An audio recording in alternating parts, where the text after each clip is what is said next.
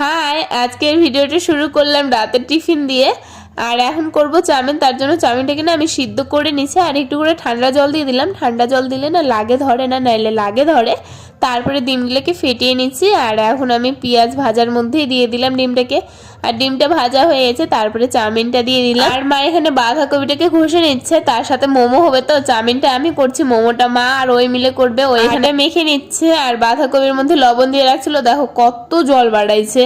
তারপরে আমার চাউমিনটা তো হয়ে গেছে, আর একটু হচ্ছে সসটা দিয়ে ভালো করে আর একটু ভেজে নিলাম, তারপরে খেয়ে নিলাম। দারুণ হয়েছিল আমার চাউমিনটা, সত্যি বলতে আমাকে খুবই ভালো লেগেছে। তারপরে ওদেরও মশলাটা একটু ভেজে দিলাম, আমি একটু করে হেল্প করে দিলাম, খাতে তো হবে। তারপর মা এখানে বেলে দিচ্ছে আর ও এখানে মোমোটাকে বানিয়ে নিচ্ছে। আর আমাদের মোমো এখন সিদ্ধ করতে দিয়ে দিচ্ছে। আর রান্নাঘরটা দেখো না, রান্নাঘরের অবস্থা একদমই খারাপ হয়ে যাচ্ছে চাউমিন বানায় টানায়। তারপরে মোমোটা খেয়ে নিলাম, আর মোমোটা সত্যি বলতে অত ভালো হয়নি, মোটামুটি।